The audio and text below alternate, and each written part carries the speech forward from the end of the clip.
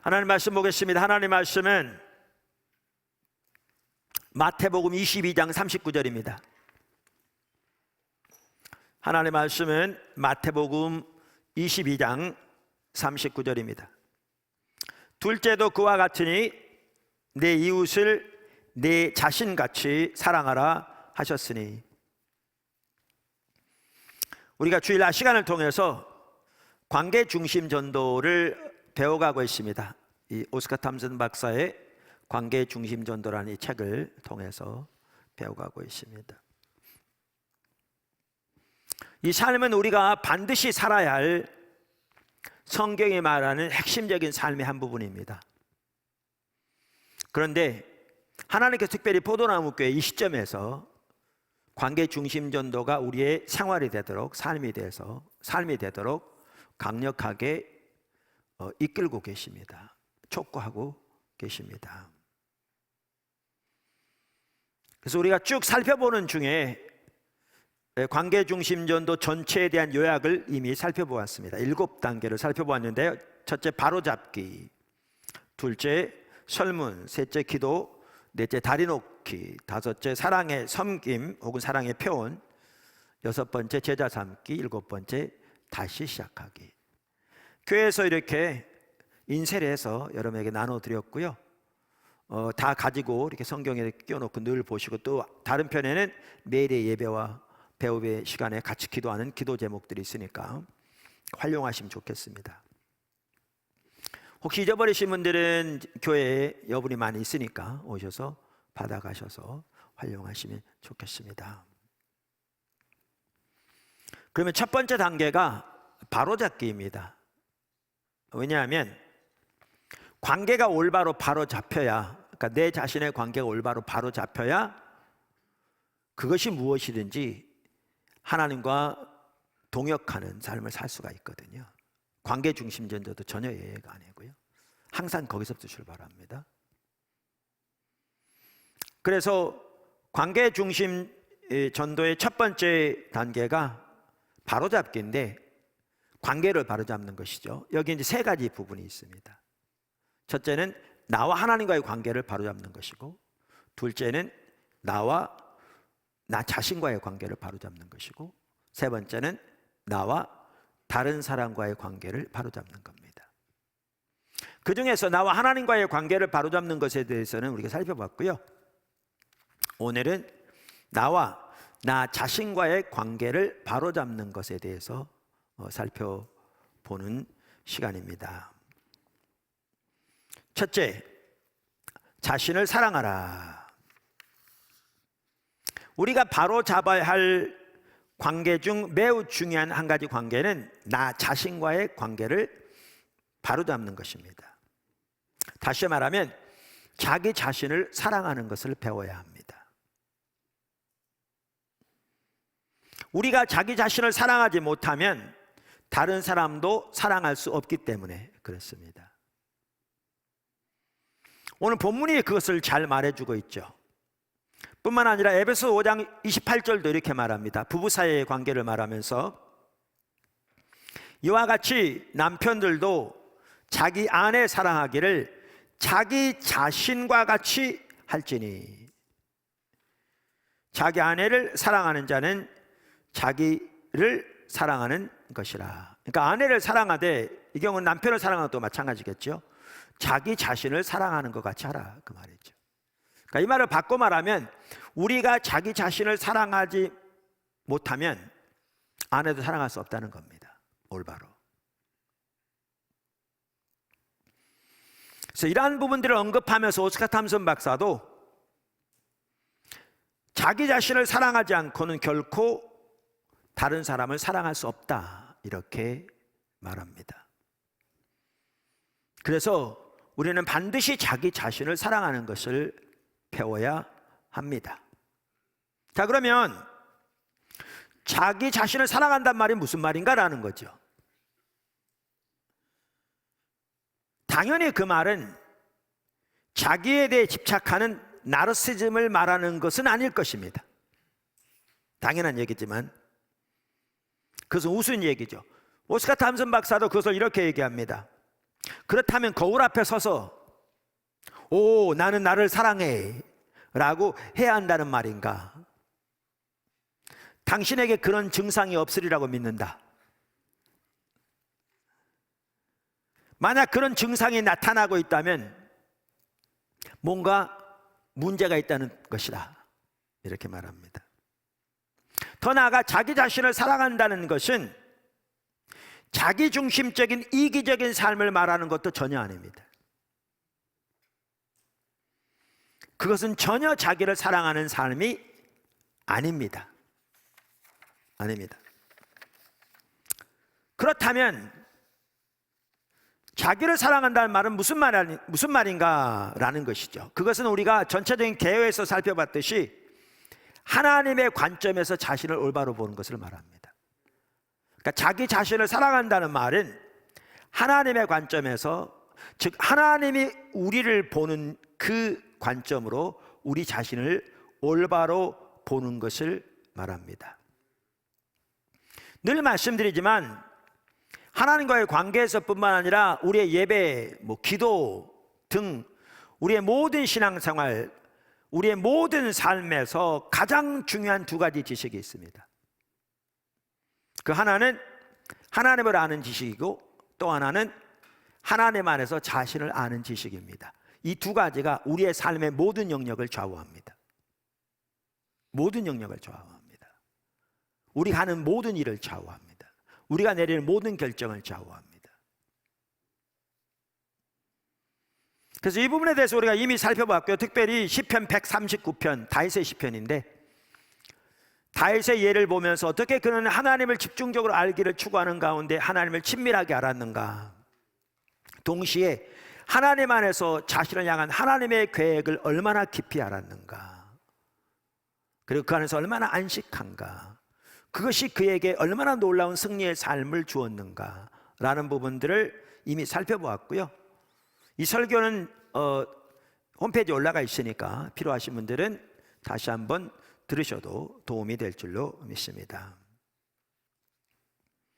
자, 이와 같이 우리 자신을 사랑하는 것을 배워야 되는데, 즉 다시 말하면 자신과의 관계를 올바로 잡아야 되는데, 이 부분을 오스카 탐슨 박사는 특별히 두 가지 면에서 얘기합니다. 이걸 왜 두 가지를 말합니다. 하나는 자기 자신에 대해서 만족한 것을 배워야 한다라고 말합니다. 그러니까 자기를 사랑한다는 것은, 즉 자기 자신과의 관계를 올바로 한다는 것은, 하나는 자기 자신에 대해서 만족하는 것을 말한다는 겁니다. 다시 말하면 하나님이 주신 자기 자신에 대해서 만족하는 것을 말합니다. 이 부분에 대해서는 이제 좀 더 이따가 살펴보겠습니다. 또 다른 하나는 자기 자신의 필요를 채우는 것을 말합니다. 그러니까 관계 중심 전도에 중요한 성경적인 가치관이 몇 가지가 있습니다. 우리가 반드시 기억하고 늘 우리 머릿속에 가지고 우리 삶의 모든 영역에서 전도뿐만 아니라 반드시 기억해야 할 중요한 가치관 몇 가지가 있는데, 핵심적인 가치관, 그 중에 하나가 뭐냐? 사랑은 필요를 채우는 것이다 라는 겁니다. 사랑은 필요를 채우는 것이다. 그러니까 상대방을 사랑한다는 것은 상대방의 필요를 채우는 것을 말합니다. 상대방이 원하는 것을 해주는 것이 아니고 상대방의 필요를 채우는 것을 말합니다. 이 부분에 대해서는 좀 더 이제 자세히 앞으로 살펴볼 것입니다. 그래서 자기를 사랑한다는 것에는 뭐가 포함되느냐면 자기의 필요를 채우는 것이 포함됩니다. 오스카 탐슨 박사의 말대로 필요한 음식을 먹고 씻고 빗질하고 닦고 칠하고 화장하는 것을 말하는 것 같습니다. 입히고 따뜻하게 하고 혹은 시원하게 하고 하는 것 등 자신의 필요를 채우는 것을 말합니다. 그거 못하는 사람이 있느냐 그렇게 생각할지 모르는데요, 많습니다. 자기를 사랑할지 모르는 사람 적지 않습니다. 자, 우리는 이렇게 우리 자신을 사랑하는 것을 배우면서 자라납니다. 그게 정상입니다. 그리고 우리가 자라면서 이제 우리는 가정을 이루게 됩니다. 물론 여러 가지 이유로 가정을 이루지 않는 분들도 있습니다. 우리가 이미 살펴보았습니다만 가정이야말로 거기에서 올바른 관계를 배우도록 하나님이 만드신 관계의 학교다. 이 부분도 매우 중요한 핵심적인 가치 중에 하나입니다. 가치 중에 하나입니다. 그러면서 우리는 가정에서 가정을 이루면서 이제 배우자의 그리고 하나님께서 자녀를 주시는 대로 그 자녀의 필요를 채우면서 상대방을 사랑하는 일에서 자라나게 되지요. 이 부분을 오스카 탐슨 박사가 잘 얘기하고 있는데요. 책 96쪽에 보면 이렇게 말하고 있습니다. 자, 읽어보겠습니다. 성숙해지면 우리는 가정을 이루게 된다. 하나님은 우리에게 서로의 필요를 채우는 방법을 가르치신다. 배워가야 합니다. 사실 하나님이 아버지와 어머니에게 아이를 주시는 것도 이 때문이다.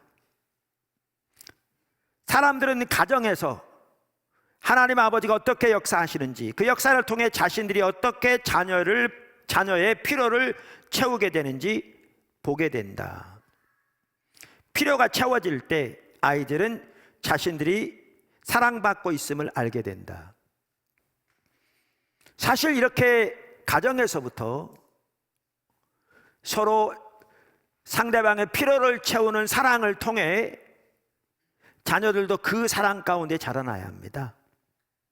그리고 그렇게 자라날 때 그들도 자라나서 가정을 이룰 뿐만 아니라 가장 가까운 관계에서부터 먼 관계에 이르기까지 관계의 동시에 만나 있는 분들을 사랑으로 섬김으로 상대방의 필요를 채움으로 사랑하는 것을 배우고 자라나서 하나님의 귀한 도구로 쓰임받을 뿐만 아니라 하나님의 은혜와 사랑이 그들의 삶을 통해 관계 안에 있는 사람들에게 흘러가도록 하는 삶을 배우게 되죠. 이렇게 될 때 그 가정들이 정말 귀하게 세워질 뿐만 아니라 그러한 가정들이 세워질 때 사회가 건강하고 나라가 건강하고 든든히 세워질 뿐만 아니라 하나님의 은혜가 그 단체 가운데 가정, 사회, 나라 가운데 흐르고 하나님의 생명이 흐르는 역사가 있게 될 줄로 믿습니다. 너무나 중요하죠. 요즘 신문이나 이렇게 뉴스에 보면 정말 가슴 아픈 많은 얘기들이 들리는데 여기서부터 문제가 있는 겁니다. 가정에서부터 그렇게 사랑으로 자라지 못하기 때문에 그래서 다른 사람을 사랑할 줄도 모르는, 왜? 자기 자신을 사랑할 줄도 모르니까. 그래서 수많은 문제들이 일어나고 있는 것을 우리는 목도하고 있습니다.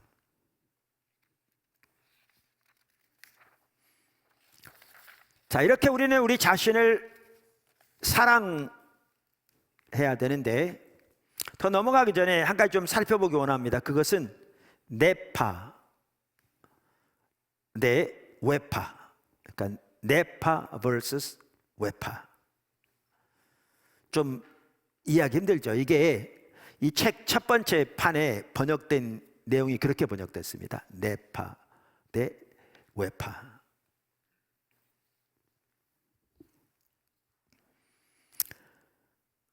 우리가 수없이 많이 살펴보았습니다만은 오스카 탐슨 박사도 정확하게 같은 이해를 가지고 있는데요. 성경이 그렇게 말하기 때문에요.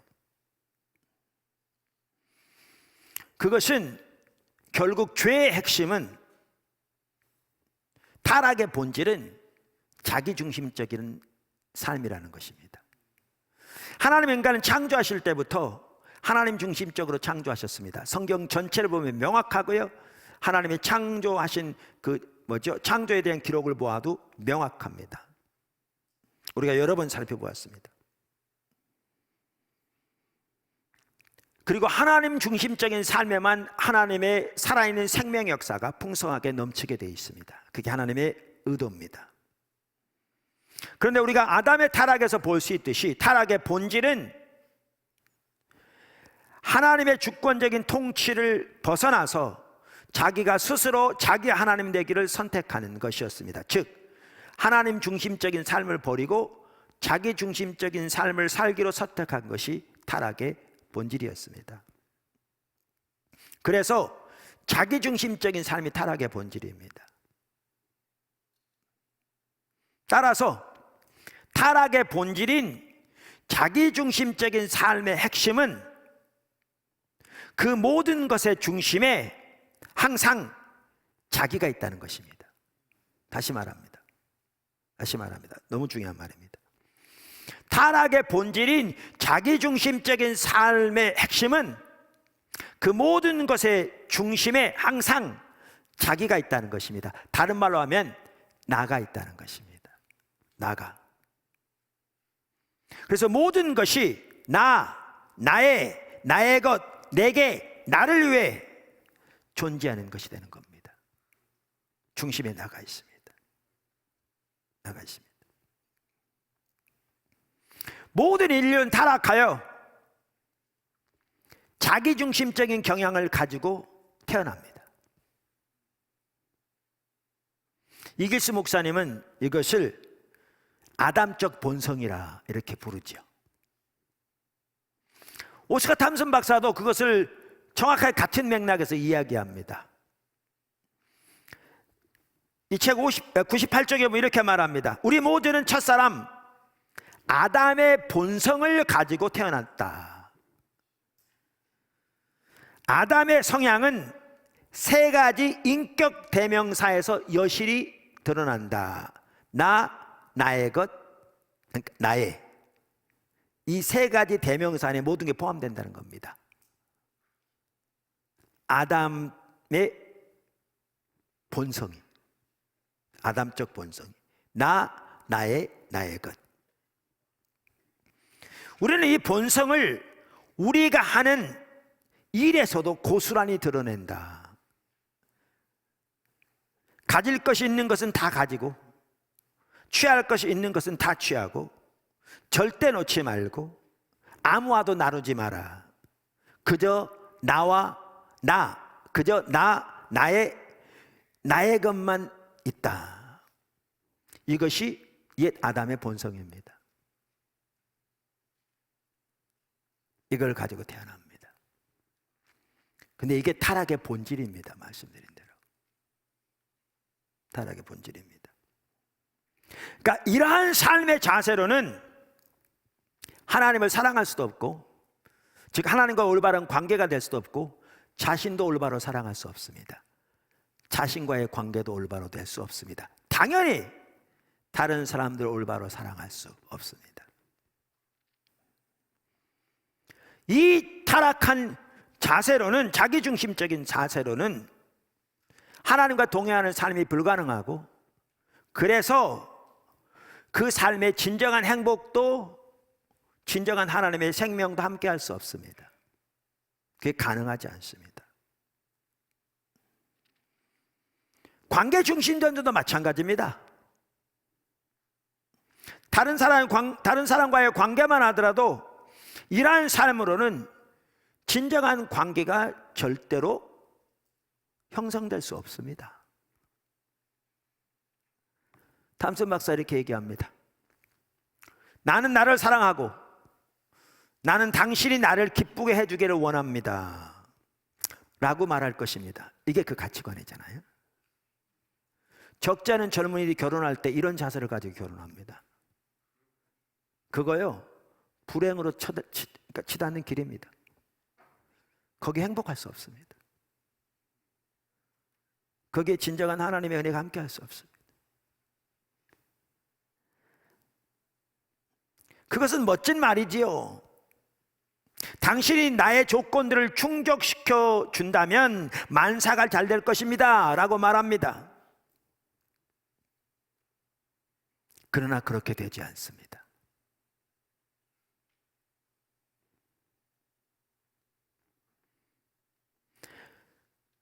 우리가 늘 기억해야 할 또 핵심적인 가치 중에 하나가 이겁니다. 말씀드렸잖아요. 우리 중에 누구라도 하나님 아버지께 나아가는 유일한 방법은 하나님의 조건을 따라서만 가능합니다. 이게 하나님의 다림줄, 영적 분별력과도 밀접한 관계가 있는 것인데요, 하나님 앞에 나갈 때는 하나님의 조건으로만 가능합니다. 하나님 중심적인 삶이 하나님의 자원으로, 하나님의 목적을 위해 하나님의 방법으로 사는 삶이 있잖아요. 그러니까 구원만 하더라도 하나님의 조건으로만 가능합니다. 그래서 올바른 관계를 위해서도 하나님의 조건으로만 가능합니다. 이것을 반드시 기억하셔야 합니다. 아까 살펴본 자기중심적인 조건, 아담적 본성을 가지고는 절대로 올바른 관계가 될 수 없습니다. 심지어 부부 사이에서도. 그래서 예수를 믿는 수많은 사람들 중에서도 나름대로 종교적인 의식들은 열심히 할지 모르지만 아담적 본성을 가지고 살아갈 뿐만 아니라 부부 사이에서도 아담적 본성을 가지고 상대방을 대하기 때문에 거기에 진정한 화합도, 진정한 행복도, 진정한 연합도 없는 겁니다. 겉으로는 한 집에 같이 살지 몰라도. 그리고 아까도 말씀드린 대로 젊은 남자들이 서로 좋아해서 불꽃 튀기는 그러한 사랑 가운데 결혼할지 몰라도 이러한 아담적 본성에 기초한 타락한 가치관을 가지고 있는 한 그 결혼이 진정으로 행복하지 못합니다. 관계만 하더라도 다른 사람의 관계에 있어서 올바른 관계가 되려면 하나님의 조건으로만 가능합니다. 반드시 기억하셔야 합니다. 하나님의 은혜가 거기에 임하기를 원하시면, 하나님의 생명이 함께하기를 원하시면, 하나님의 도움이 거기 있기를 원하시면, 하나님의 임재가 그 가운데 함께하기를 원하시면, 하나님의 보호가 그 가운데 함께하기 원하시면 하나님의 조건으로만 가능합니다. 이 머릿속에 반드시 새겨져 있기를 주님의 축복합니다. 하나님의 조건으로만 가능한데 그것을 오스카 탐슨 박사는 간단히 두 가지로 이렇게 얘기합니다. 하나는 관계들, 그것이 결혼이건 사업이건 어떤 사람과의 어떤 인격적인 관계이건 관계들에 있어서 우리는 거기서도 예수님의 주권을 인정해야 한다는 겁니다. 하나님의 조건으로만 가능하다는 것은 그 모든 관계들 안에서도 예수님의 주권을 인정해야 한다는 겁니다. 회사에서 상사와 부하진과의 관계에 있어서도, 사업장에서 사업주와 근로자의 관계에 있어서도, 우리가 어느 쪽에 있건 우리가 예수 믿는 사람으로서 관계 중심 전도를 통해 상대방을 섬기고 하나님께로 인도하고 하나님의 생명과 은혜가 상대방에 넘치는 삶을 우리가 추구할진데 하나님의 조건으로만 가능한데, 그러려면 그 관계에 있어서도 우리는 예수님의 주권을 인정해야 한다는 것입니다. 또 다른 하나는 아까 말씀드린 대로 하나님의 조건으로만 진정한 관계가 가능하다는 겁니다. 하나님의 조건으로만 진정한 관계가 가능하다는 것입니다. 자, 그것을 말씀드리고 이제 아까 말씀드린 그 네파 대 외파에 대해 살펴보겠습니다. 표현이 좀 그래요. 근데 네파는요, 그게 불발탄을 말합니다. 폭탄이 있으면 이게 팍 폭발해서 이게 폭발력이 강하게 나타나야 되는데 속에서만 불타서 피 꺼져버리면 이게 이제 네파입니다. 이거를 그렇게 표현한 겁니다. 그런데 이렇게 자기중심적인 삶이 되면, 즉 아담적 본성을 따라 살면 모든 것의 초점이 자기에게 맞춰집니다. 내게 맞춰집니다. 그러면 폭발력이 내부에서 터져버립니다. 불발탄이 되어버리는 거죠.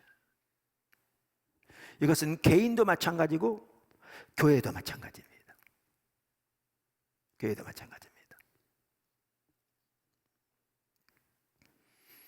이 책이 이제 나오기 전에 이전 버전 책이 번역돼 있었거든요. 그 책 31쪽에 보면 오스카 탐슨 박사는 이렇게 얘기합니다. 당신은 뇌파가 어떠한 것인지를 알고 있습니까? 뇌파란 내부에서 폭발하여 소멸되어지는 것을 말합니다. 그것은 파편에 불과합니다. 당신은 그러한 현상을 교회에서 목격한 적이 있습니까? 우리는 서로를 사랑하기 시작하여 위협을 느끼지 않습니다. 그러나 생소한 어떤 사람이 우리의 소위 안전한 작은 세계에 들어오려고 할 때 우리는 위협감을 느낍니다. 많은 교회들이 폭발을 경험하지 못하는 이유는 그들이 자기들끼리만 주고받는 관계를 조성하고 있기 때문입니다. 그들은 하나님의 말씀을 전하지만 결코 아무에게도 영향을 끼칠 수 없는 것입니다. 이게 다른 사람의 얘기로만 생각하십니까? 우리 자신 한번 생각해 보십시오. 여러분 가장 직접적으로 우리들의 오이코스만 한번 생각해 보십시오. 초점이 우리끼리 나누고 우리끼리 즐기는 데만 있으면요, 이게 불발탄입니다. 하나님의 막강한 폭발력을 전혀 외부로 나타내지 못하는 거죠. 우리는 외부로 눈을 돌려야 합니다.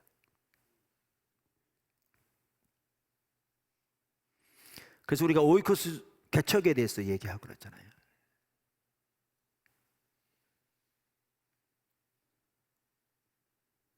전교인 선교사와 말하면서 여기에 일터 사역, 여기에 전교인 선교사로서 삶이 반드시 같이 가야 되고, 여기에 오이코스만 하더라도 오이코스 개척 등 우리의 눈을 외부로 돌려야 합니다. 돌려야 합니다.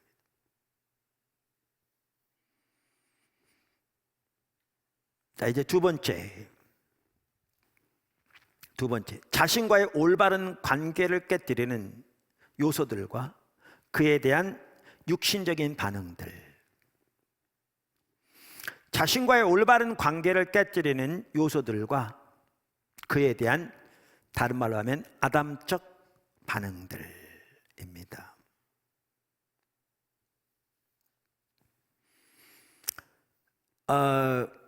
저는 이러한 부분에 대해서 이렇게 전문가가 아닙니다. 그래서 오늘은 제가 이 오스카 탐슨 박사의 책을 많이 인용할 겁니다. 사실 제가 다르게 설명할 수 있어도 모든 것을 짬뽕해 가지고 제가 다시 그것을 정리해 가지고 나누기 시작하면 이 책이 말하고자 하는 핵심적인 그 의도를 놓치기 쉽습니다. 그래서 가능하면 이 책에 충실하게 이 저자가 말하고자 하는 바를 나누는 것이 이걸 통해서 관계 중심론들을 올바로 배워가는 우리의 자세라고 저는 개인적으로 확신합니다. 특별히 오늘 나누는 부분에는 더욱더 제가 그 방면에 전문적인 지식을 갖지 않기 때문에 제가 가능하면 이분의 말을 많이 인용할 겁니다. 우리가 자기 자신과의 올바른 관계를 회복해야 합니다. 다시 말하면 자기 자신을 사랑하는 삶을 살아야 합니다. 그런데 태어날 때부터 우리에게는 그렇게 하지 못하도록 많은 우리를 짓누르는 요소들이 있습니다. 이 세상에 살아가는 그 자체로. 그래서 우리의 삶에서 우리와 우리 자신의 관계를 올바로 하지 못하도록 방해하고 짓누르는 요소들을 이 책은 그 일부를 다루고 있습니다. 그 일부 핵심적인 내용들을 다루고 있고요. 더 나아가 이렇게 우리를 짓누를 때 정말 많은 사람들이 이것을 아담적 본성을 가지고, 즉 자기중심적인 자세로 반응하는 그 어떤 예들을 쭉 다루고 있습니다. 그런데 그것이 전혀 해답이 아닌 거죠. 전혀 해답이 아닌 거죠. 특별히 오스카 탐슨 박사는 이것을 이렇게 균형 잡힌 삶에 대해서 이렇게 다루면서 접근해 가는데요. 우리의 인생에 균형이 맞춰질 때 그것이 올바르게 되고 거기에 행복이 있고, 또 하나님께서 우리를 통해서 마음껏 역사하시는 자리가 된다, 그 말이죠. 그래서 그것을 도표로 이렇게 표현했습니다. 110쪽에 보면 이런 그림이 나옵니다. 한번 보십시오. 네, 이렇게 균형 잡힌 삶이 돼야 한다는 거죠. 이렇게 균형 잡힌 삶이 돼야 되는데, 이렇게 균형 잡힌 삶이 되지 못하도록 우리를 짓누르는, 우리를 방해하는 요소들이 있다는 겁니다. 그걸 그림을 이렇게 표현했습니다. 그림을 이렇게 표현했습니다. 네, 저렇게 짓누르는 요소들이 있는 거죠. 자, 그럼 이렇게 짓누르는 요소들이 있을 때 우리는 이것을 올바로 균형 잡히기 위해서 노력하는데, 그게 하나님의 방법으로 하는 것이 아니라 너무나 많은 사람들이 자기중심적인 방법으로 아담적 본성으로 반응한다는 거죠. 그걸 도표로 이렇게 표현했습니다. 한번 저렇게 한다는 것이죠. 그러면서 아까도 말씀드린 대로 이렇게 우리의 삶이 균형 잡히지 못하도록 짓누르는 요소들이, 어떤 요소들이 있으며 수없이 많겠죠. 그 중에 대표적인 몇 가지만 여기서 다루고 있습니다. 그리고 그것을 어떻게 아담적 본성을 가지고 사람들이 반응하는가, 그리고 그 결과로 어떤 일들이 나타나는가라는 것들을 지금 여기서 쭉 다루고 있습니다. 그래서 그 부분을 좀 살펴보려고 합니다. 그 일부를.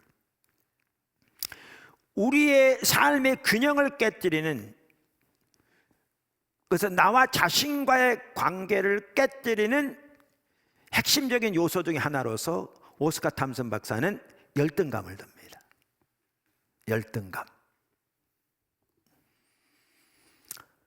그분이 한 번은, 그분이 암 연구 및 상담 재단의 목회자 상담자로서 그 자격으로 미국 의학 학회에서 강연한 적이 있답니다. 또 같은 자격으로 한 번은 하버드 대학에서 강연한 적이 있다고 우리 이미 나눴었잖아요. 그때도 주제가 스트레스와 그 영향에 대한 부분이었답니다. 그래서 의학학회에서 강연하면서 이런 얘기를 했답니다. 한 산업심리학자에 따르면 인구의 95%가 6살이 되기 전에 열등감을 갖게 된다고 합니다. 자기 자신에 대해서 확신하지 못한다는 얘기죠. 그랬더니 동료 중에 한 명이 말을 가로채더랍니다. 강연하고 있는데. 그러면서 이렇게 말하더랍니다. 95%가 아닙니다. 100%입니다. 6살이 되었을 때 열등감이 없는 아이는 한 명도 없습니다. 그만큼 열등감이 팽배한 거죠. 그러니까 아이들의 경우에도 다양한 그 모양으로 이것을 반응하는데, 그 열등감에 대해서 그것을 극복하기 위해서 반응하는 거죠. 극복하기 위해서. 자기가 의식적으로 그렇게 하든지 무의식적으로 하든지. 그 중에 하나가, 어떤 아이들은 이에 대한 반응으로 매우 적극적인 아이가 될 수 있다는 겁니다.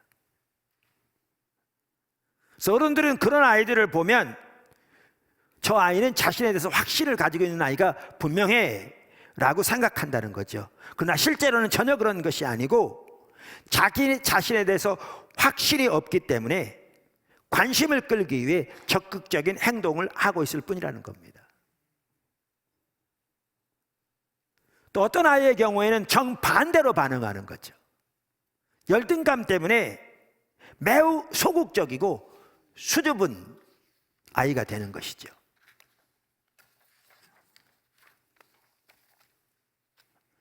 이렇게 다양하게 반응하는데, 그러면서 여기에 보면 그 오스카 탐슨 박사는 한 가지 중요한 점을 지적하고 넘어갑니다. 즉 사람을 외모로 판단하지 말라는 거죠. 특별히 어떤 리더들로서 이런 부분은 매우 중요한 것 같습니다. 무슨 말이냐면 이런 얘기입니다.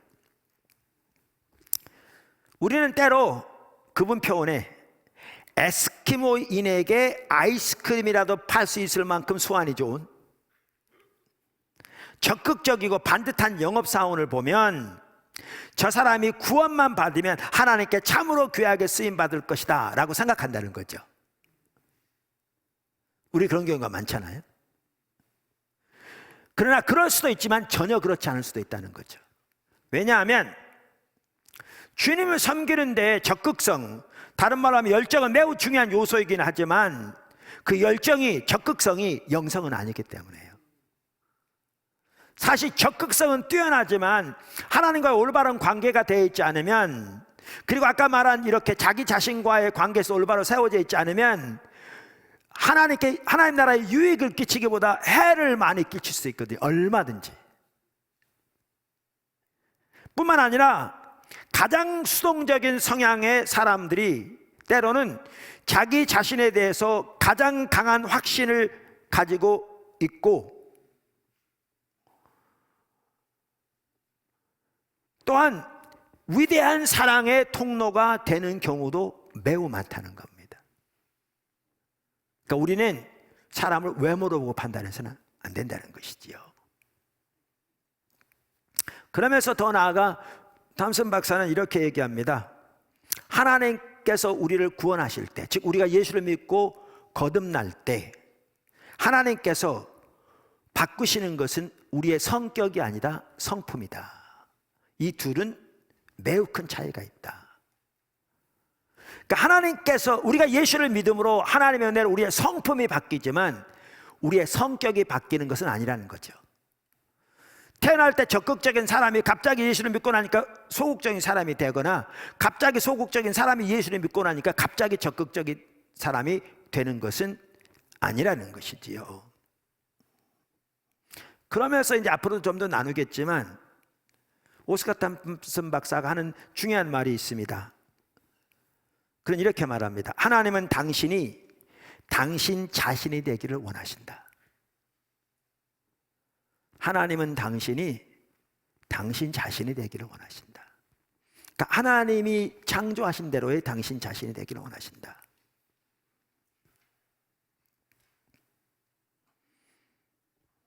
하지만 동시에 우리가 어떠한 성격의 소유자이건 상관없이 하나님은 그리스도가 우리 안에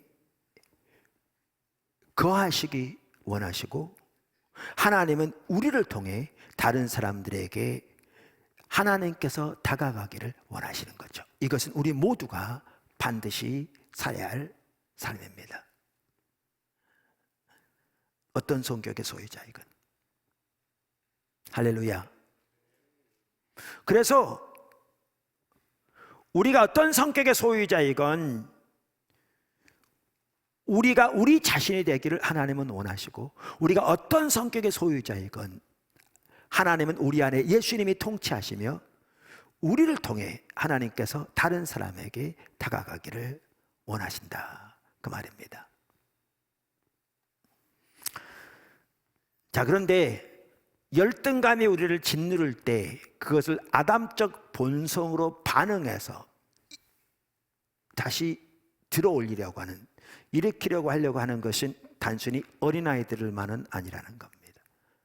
그때부터 자라나지만 수많은 어른들도 다양한 방면으로 이것을 이렇게 올바르지 못하게 반응하는 거죠. 그러면서 그 하나하나의 어떤 모습들을 이렇게 쭉 이 책에서 나열하고 있습니다. 제가 책에 나온 순서대로 말하는 건 아닌데요, 책 내용을 보면 여러분들이 그 내용을 볼 수 있습니다.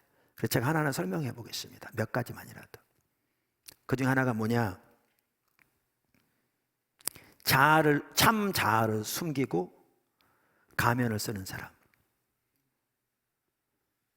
참 자아를 숨기고 가면을 쓰는 사람. 아까 제가 말씀드린 대로 저는 이 방면의 전문가가 아닙니다. 그래서 가능하면 이분의 말을 그대로 제가 인용하려고 합니다. 이 하나하나의 부분에 있어서. 이 책의 95쪽에 보면 이렇게 그분은 말합니다. 95쪽에 보면 우리가 관계에 대해 가장 먼저 배우는 장소는 바로 가정이다. 학교에서나 직장에서 혹은 다른 곳에서 우리는 종종 가식적인 모습을 보인다. 사람들을 대할 때 가면 쓴 얼굴만 보여주기도 한다. 시시때때로 가면을 바꾸기도 한다. 이 사람 앞에서는 이 가면을, 저 사람 앞에서는 저 가면을 쓴다. 직장에서는 또 다른 가면을 쓴다.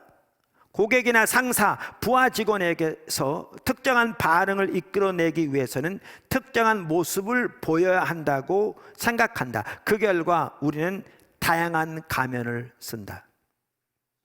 그러다 얼마 지나지 않아 누구 앞에서 어떤 가면을 썼는지 잊어버리고 만다. 그래서 이 가면을 쓰고 있다가 황급히 다른 가면으로 바꿔 쓴다. 그러면 우리 앞에 앉아있던 사람은 와 하고 놀란다. 이게 우리 모습입니다. 적지 않은. 그래서 어떤 사람들은 수많은 종류의 가면을 가지고 사는 거죠. 교회 올 때 쓰는 가면, 회사 갈 때 쓰는 가면, 친구를 만나 쓰는 가면 다 다른 거죠.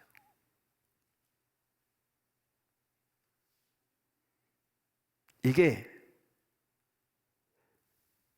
열등감 등이 짓누를 때 그것을 자기 자신을 들어 올려서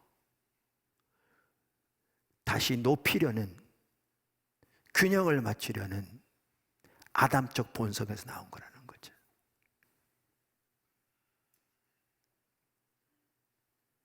하나님 우리의 중심을 보시는데,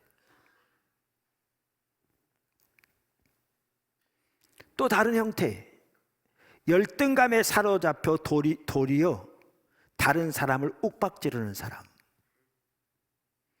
이게 다른 사람의 얘기가 아닙니다. 이게 우리 얘기고요. 우리는 교회에서도 이러한 모습들을 많이 볼 수 있습니다. 왜냐하면 사람이 모이는 곳이니까요. 본인은 못 느낄지 몰라도 우리 주변의 사람들은 쉽게 볼 수 있습니다. 이게 저의 모습이고요. 여러분의 모습입니다. 자, 이 부분에 대해서 이 책 100쪽에 이렇게 말합니다.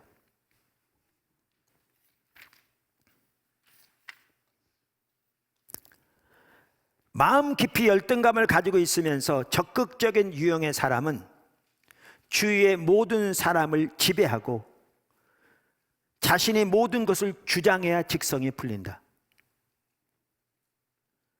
이들은 자신이 만족감을 느끼기 위해 교회와 가정 또는 직장에서 사람들에게 위압감을 준다. 많은 소규모 지역 교회에서, 그러니까 우리로 하면 쉽게 말하면 개척교회에서 이렇게 표현해야 되겠죠. 가정에서나 볼 수 있는 위계질서 구조가 나타난다. 어떤 사람들에게는 교회가 권위를 휘두를 수 있는 유일한 곳이다. 하지만 이런 교회에서는 결코 하나님께 영광이 돌아가지 않는다. 다른 이들에게 위압감을 심어주는 사람들이 상황을 주도하려고 온갖 에너지를 다 빨아들이며 다른 이들에게 상처를 입힌다. 참으로 처참하지 않은가? 이게 교회에서 얼마든지 나타날 수 있습니다.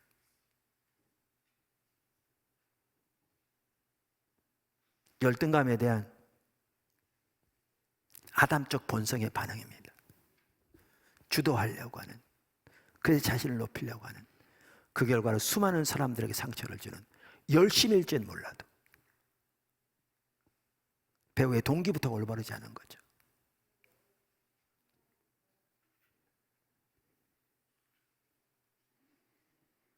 어떤 사람들은 이러한 아담적 본성의 반응으로 세상에서 성취를 추구하는 거죠. 그래서 이분도 자기 중심적인 성취가라고 그 부분을 표현합니다. 그래서 101쪽부터 이렇게 얘기합니다.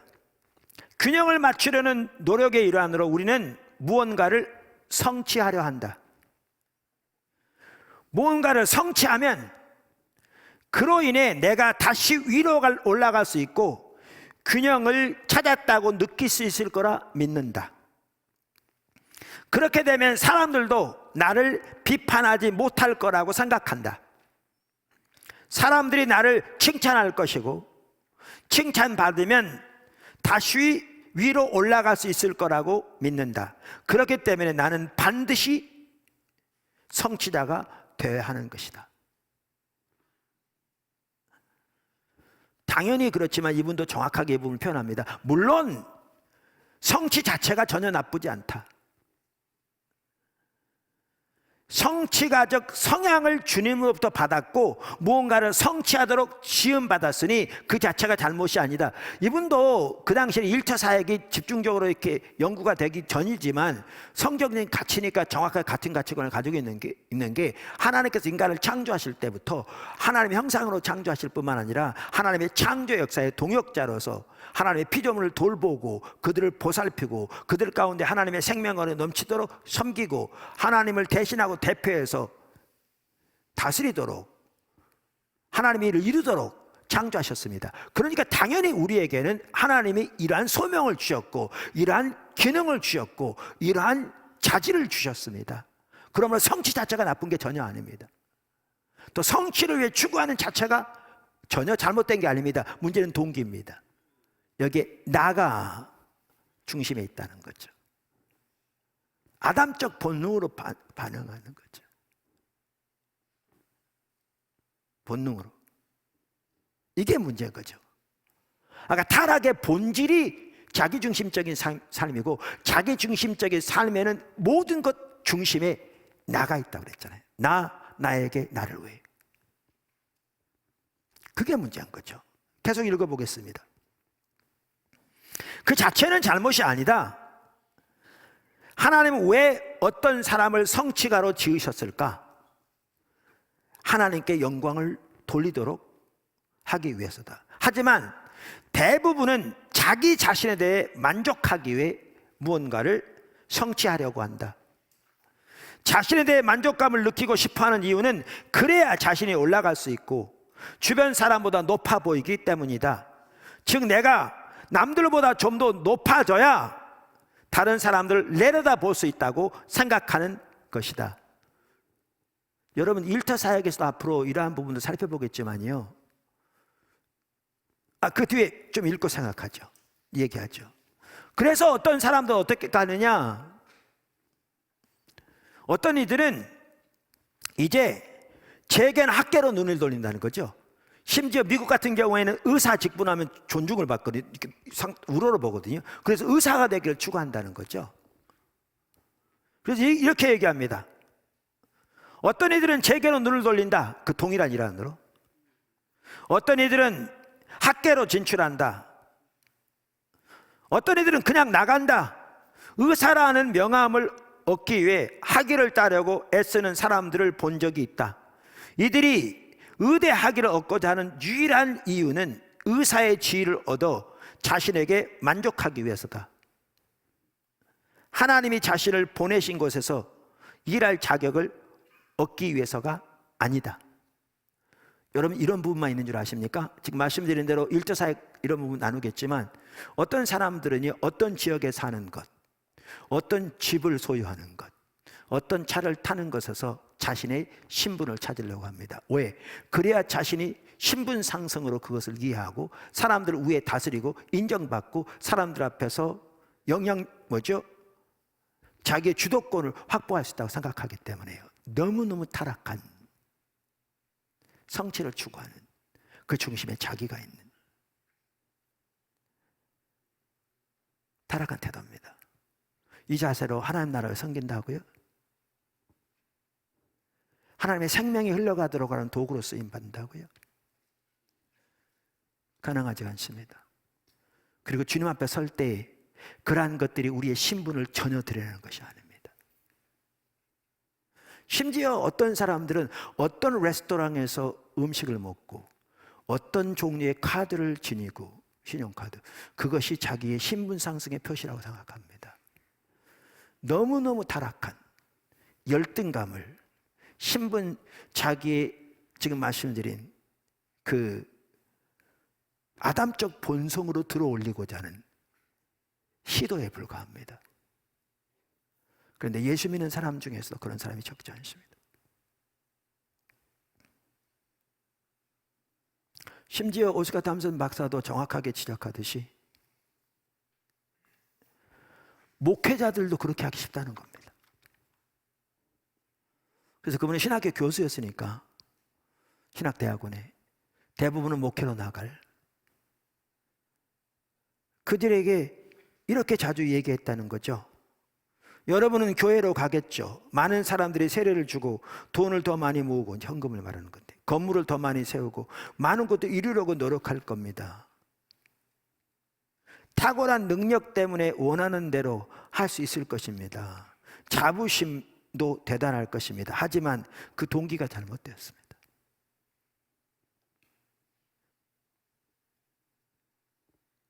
하나님 앞에 서게 됐을 때 여러분이 이룬 모든 것들은 금과 은과 보석이 아닌 나무 조각과 지푸라기에 불과할 것입니다.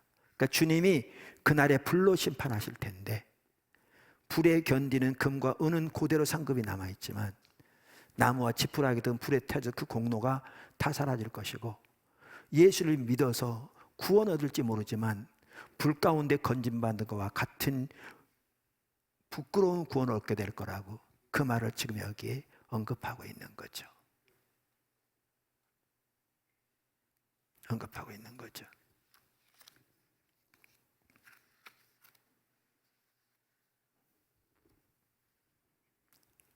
어떤 사람들은, 그러면서 이 오스카 탐슨 박사는 이렇게 세상적인 성취를 통해서 아담적 본성으로 자기를 들어세우고자 노력하는 그 사람들에 대해 전도서 2장을 인용하면서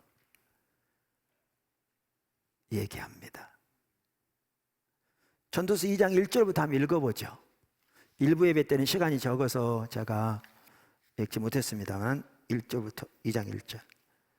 나는 내 마음에 이르기를, 자, 내가 시험 삼아 너를 즐겁게 하리니 너는 낙을 누리라 하였으나 보라, 이것 돛대도다. 자기에 대해서 하는 말이죠. 내가 웃음에 관하여 말하여 이르기를 그것은 미친 것이라 하였고, 희락에 대하여 이르기를 이것이 무슨 소용이 있는가 하였노라.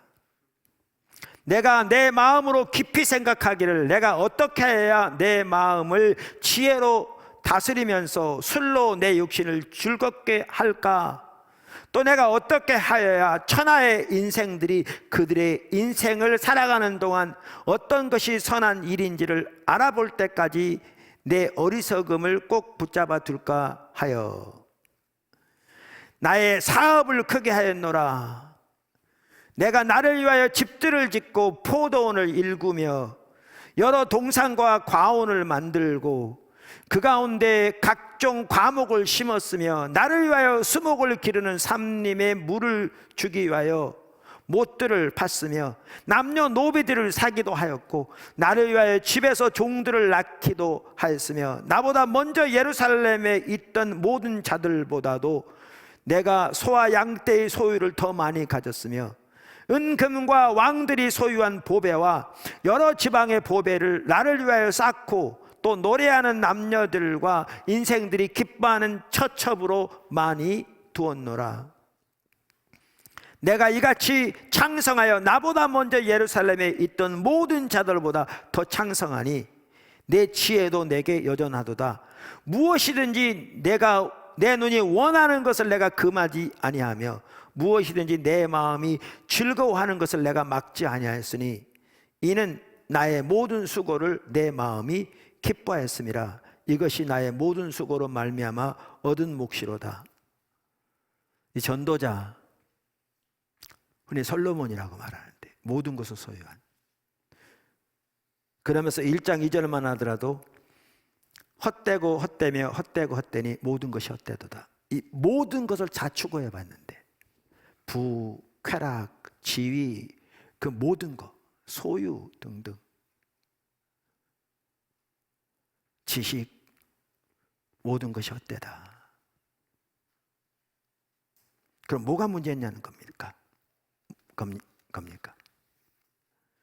이 모든 것들이 다 잘못된 거라는 겁니까? 아니면 이것들을 소유하고 성취를 위해 추구하는 것이 잘못됐다는 겁니까? 아까도 말씀드린 대로 아닙니다. 그럼 뭐가 문제였습니까? 문제는 나에게 있었습니다. 나. 오스카 탐슨 박사는 이렇게 얘기합니다. 이 사람에게는 나 문제가 있었다. 오늘날로 말하면 그런 거죠. 그에게는 비자 카드, 마스터카드에 플래티넘 카드까지 있었다. 지금으로 말하면 블랙 카드까지 있는 거죠. 백지수표도 있었다. 나도 그럴 수 있었으면 좋을 텐데 라고 생각하는가? 우리 사람들 중에 그런 사람도 있겠죠. 꼭 그렇지만은 또 않다. 조금 더 들어보자. 바로 다음 절에 뭐라고 그럽니까? 그 전도자가 그 후에 본즉 내 손으로 한 모든 일과 수고한 모든 수고가 다 헛되어 바람을 잡으려는 것이며 해 아래서 무익한 것이로다. 바로 다음 절에 얘기했죠. 그럼 모든 것을 다 하지 말아야 했던 걸까? 그렇지 않다. 하지만 그는 잘못된 이유에서 이 모든 것을 원했다. 나 꽝이라 그 말이죠. 그래서 그게 전도와 무슨 상관이 있는가? 뭐 때문에 이런 부분을 다루고 있는가? 그 말이죠. 이게 지금 관계 중심 전도를 다루면서 이게 전도와 관계가 있는가? 라는 거죠. 그렇게 생각할지 모르겠다. 그러나 아주 많이 상관이 있다. 모든 사람의 삶에는 생명의 강이 흐른다. 그러니까 우리 모든 예수 믿는 사람 속에는 생수의 강이 그 속에 흐를 거라고 그랬잖아요. 예수님께서 성령을 가리켜 하신 말씀이라고. 근데 문제는 이거죠. 문제는 이분이 이렇게 얘기합니다. 그러나 생명의 강이 언제나 나에게로만 흐르기 바란다면 그 강은 결코 나를 통해 흐를 수 없다. 나에게만 흐른다면 나를 통해 다른 사람에 흐를 수 없는 거죠. 이게 뇌파 불발탄이 되는 거죠. 그래서 전도에 대해서 지대한 관계가 있는 거죠. 나 자신의 세계에 대해 확신을 갖지 못한다면 결코 이 세상을 얻을 수 없다. 또 다른 반응에 대해서 말하면서 어떤 사람은 꼭대기의 정상에 선 사람도 있다고 얘기합니다. 당연히 그렇습니다. 모두가 다 그 자리에 서는 건 아니지만 대다수는 그 자리에 서지 못하지만 어떤 사람은 꼭대기에 서는 사람도 있다는 거죠. 근데 또 어떤 사람은 자기 꼭대기에 서지 못하지만 나름대로 성공한 사람도 많다는 겁니다. 나름대로. 제가 한번 읽어볼게요. 성취의 문제는 사람들이 성공의 사다리를 실제로 올라갈 수 있다는 데 있다. 대부분은 꼭대기까지 올라가지 못한다. 하지만 차도 있고 집도 있고 가정도 있는 나름대로 성공적이고 비교적 행복한 삶을 사는 사람들도 있다.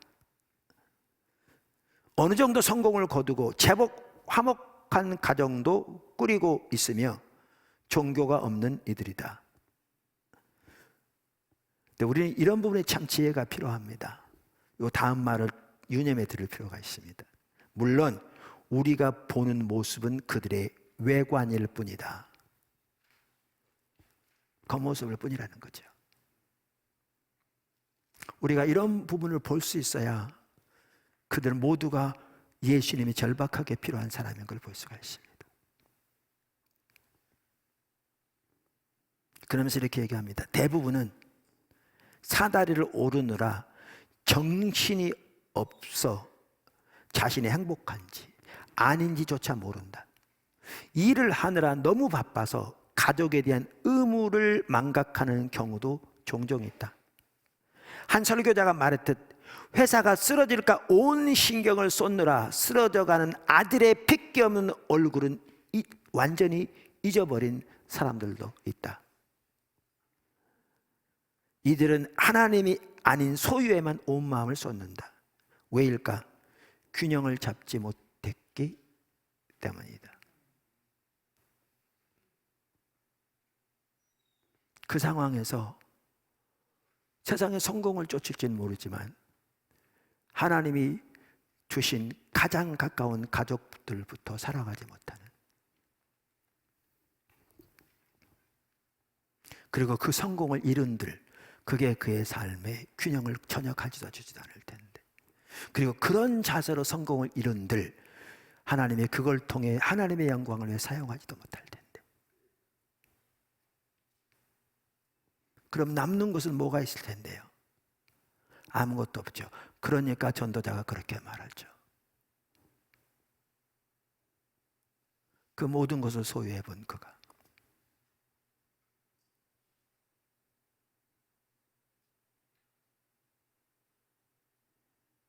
그리고 아까 말씀드린 대로 가정이 관계를 배우는 하나님이 세우신 학교인데, 그 가장 가까운 가족들로부터 사랑으로 섬기는, 상대방의 필요를 채우는 그 사랑을 섬기지 못하니까 거기에 자라나는 자녀들은 어떻게 될 것이며 그들의 장래는 어떻게 되는 것입니까? 그러니까 우리는 그 열매들을 사회에서 수없이 많이 보고 있습니다.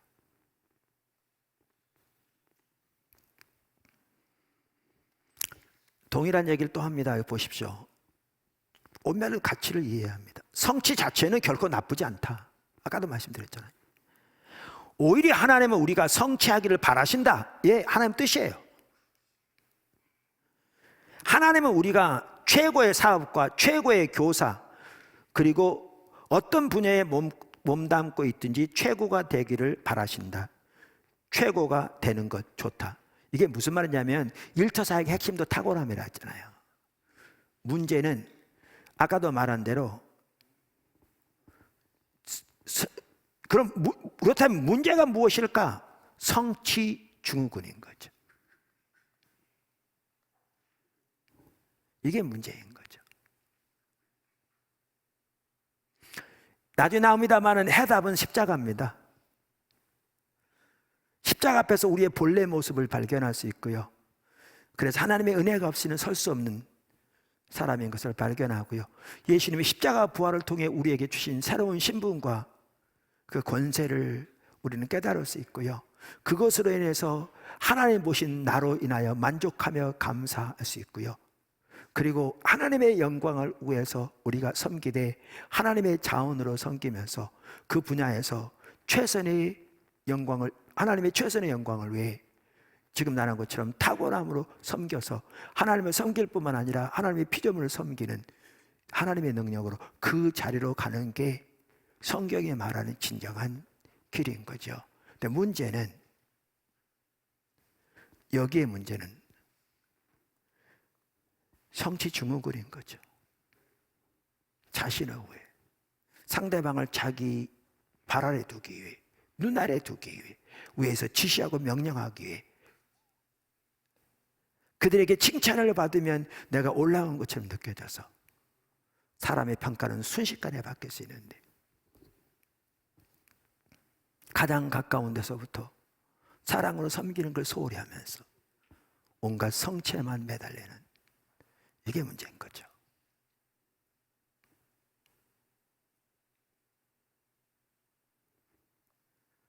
그러면서 담슨 박사는 꼭대기에 섰는데 인생을 비참하게 마친 사람도 있다고 말하면서 그 중에 한 대표적인 예로 해밍웨이를 듭니다. 여러분도 잘 아실 겁니다. 해밍웨이는 세계 최고의 작가였죠. 뿐만 아니라 결혼도 여러 번 했고요. 자신이 원하는 대로 살았답니다. 그래서 해밍웨이가 죽기 10년 전쯤에 한 작가가 해밍웨이에 대해서 말하기를, 그는 세상의 모든 법을 어기고도 죄의 대가가 없음을 입증한 사람이라고 표현할 만큼 자기 원하는 대로 산 거죠. 그런데 우리가 잘 알다시피 그는 죽기 전 3년 전쯤에는 정신적 능력의 4분의 3을 이미 상실했고요. 마지막으로는 권총으로 자살해서 세상을 마감했습니다.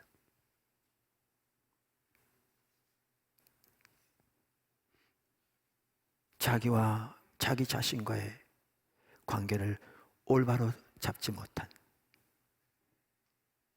대표적인 예죠.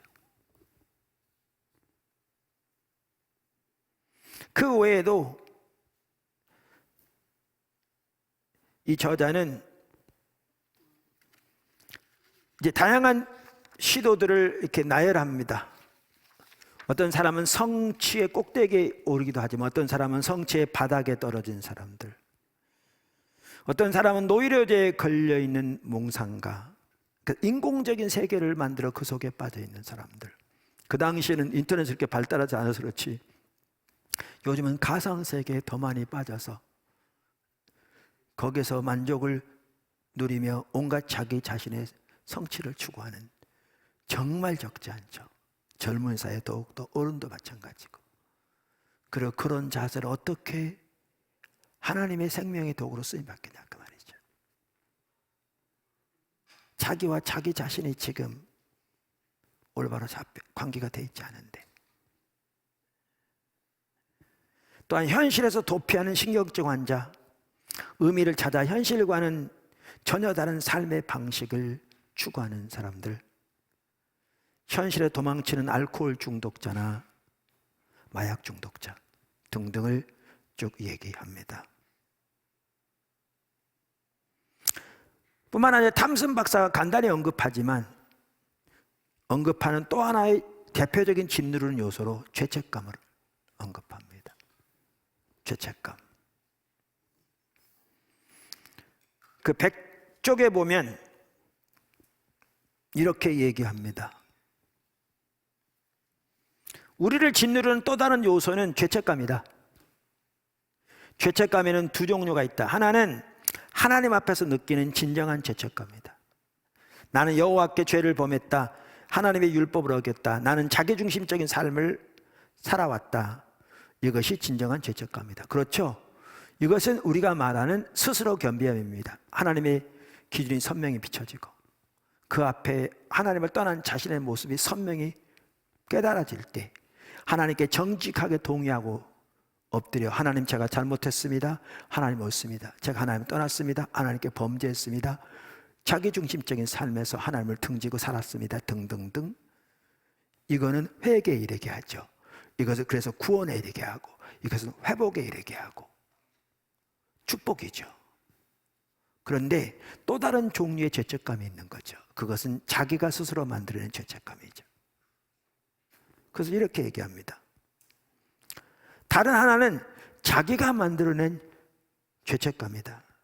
진정한 죄책감에 대해서는 용서를 받아들일 수 있지만 자신이 만들어낸 죄책감에 대해서는 용서를 받아들이는 게 불가능하다. 하나님의 용서를 받아들였으나 자기 자신을 용서하지 못하는 이들도 있다. 그 결과 하나님이 자신을 용서하셨다고 확신하지 못하면서 상처 입고 마음 아파한다. 실제로 적지 않은 사람들이요, 회개하면 하나님께서 자신을 용서하신다고 성경에 써 있기 때문에 이론적으로 하나님이 용서하셨다고 생각합니다. 그런데 궁극적으로 자기가 자기를 용서하지 못합니다. 내가 어떻게 이런 일을 하고도 등등. 문제는 그게 어려운 것 같지만요, 자기 자신의 의를 의지해서 하나님 앞에 서고자 하는 매우 타락한 영적 교만입니다. 그러한 굴레에서 벗어나지 못하면 자기 자신과의 관계가 절대로 올바로 되지 못하는 거죠. 하나님이 용서하셨는데도 자기 자신을 받아들이지 못하는 겁니다. 이런 사람 절대 적지 않습니다. 그 배후에는 자기 의가 도사리고 있습니다.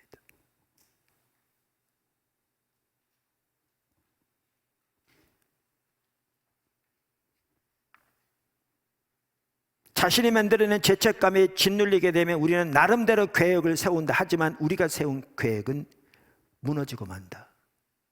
그럴 수밖에 없습니다. 그걸 이분은 이렇게 표현합니다.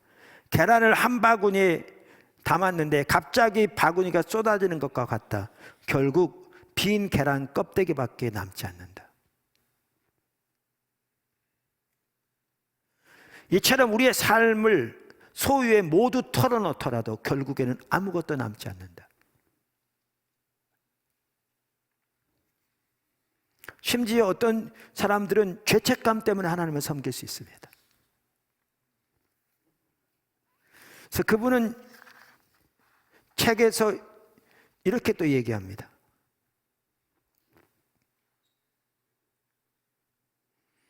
백이 쪽에 많은 이들은 양심의 가책 때문에 하나님을 섬긴다.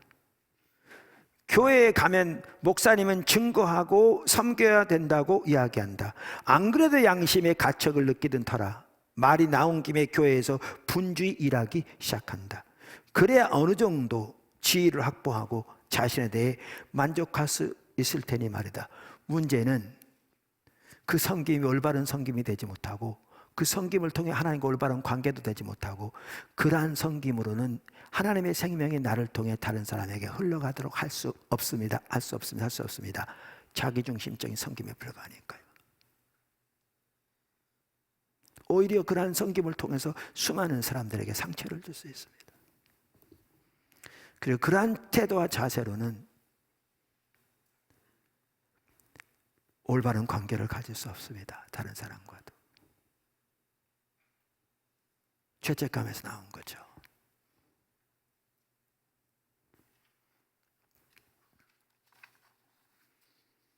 자, 그러면 뭐가 해결책입니까? 제가 1부에 설교하다 보니까 오늘 끝까지 다 하려고 했는데 여기까지밖에 못 하겠더라고요. 2부에 다 그러네요. 해결책은 다음 주에 살펴보려고 합니다. 3번 해답은 십자가입니다. 정확하게 십자가입니다. 정말 잘 지적하고 있습니다. 십자가에 관한 삶이 이 모든 것의 해답입니다. 십자가에 관한 삶이 나를 하나님의 관점에서 받아들이고 하나님의 세우신 나, 그리고 십자가 부활을 통해 하나님이 주신 나의 신분, 나의 주의 하나님 안에서 나와 함께한 하나님의 권세로 인하여 만족할 뿐만 아니라 이제 그 하나님과의 관계에서 하나님의 부르심을 따라 하나님의 영광을 위해 마음껏 섬기되 그것이 탁월함을 위해서 마음껏 섬길지 몰라도 오직 하나님의 영광을 위해 그리고 인류의 복지를 위해 섬기면서 나아가되 하나님의 자원으로 섬기는, 그러면서 가장 가까운 가족부터 사랑으로 섬기는 가운데 그 가운데 하나님의 생명과 은혜가 넘치도록 섬기되 내 힘과 내 자원이 아닌 하나님의 자원, 하나님의 능력 의지에서 하나님의 기준으로 하나님의 조건으로 인내하는 가운데 섬기는 가운데 놀라운 하나님의 도구로 쓰임받게 되는 것이죠. 해답은 십자가입니다. 이 부분은 다음 주에 좀 더 자세히 살펴보도록 하겠습니다. 좀 기도하면 좋겠습니다. 오늘 저는 이 설교 준비하면서 한편은 이 시간이 우리 치유의 시간이 되었으면 좋겠다 싶더라고요. 우리 자신들이 하나님 앞에서 좀 자신을 돌아보는 시간이 되었으면 좋겠고요. 그래서 정말 내가 진정한 하나님에 대한 사랑, 또 하나님의 은혜에 감격해서 하나님의 부르심을 따라서보다는 내 자신을 드러내기 위해, 내 자신을 숨기기 위해 등등등등 감싸고 둘러싸고 심지어 하나님 앞에서도 내 자신을 꽁꽁 숨겨놓고 그렇게 살아왔다면 시간 하나님 앞에서 내리고 회개하고 주님의 용서를 받아들이고 주님의 사랑을 받아들이고 그리고 올바르지 못한 태도로 이렇게 행하고 있다면 그것도 돌이키고 올바른 주님의 은혜를 구하고 주 앞에 서기를 결단하고 이런 시간이 좀 되었으면 좋겠더라고요. 가정에서 예배 드리는 분들 한 분은 안 나갔으면 좋겠습니다. 꼭 끝까지 함께 하셔야 합니다. 그래서 이 시간도 꼭 그렇게 하시면 좋겠고 잠깐 기도하겠습니다. 각자 제가 먼저 기도하고요, 여러분들에게 이렇게 기도하신 시간을 드리겠습니다. 각자 기도하겠습니다. 하나님 아버지,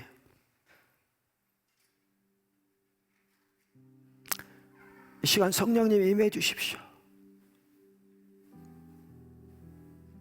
한 분 한 분에 임해 주십시오. 우리가 이 시간에도 예수 그리스도의 보혈의 공로만을 의지해서 아버지 앞에 섭니다.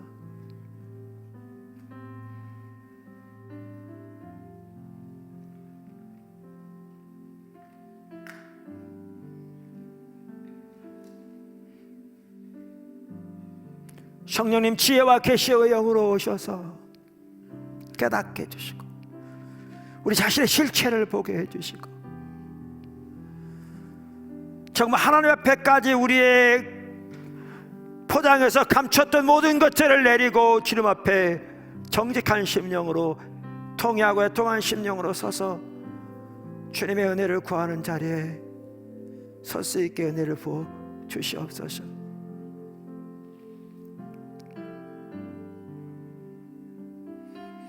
돌이키고 주님의 은혜를 구할 때 용서하시며 응답해 주시고 주님을 채워주시옵소서.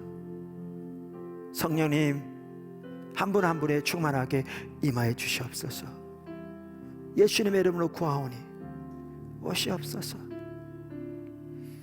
이제 반주해 주시고 계속해서 각자 기도했으면 좋겠습니다.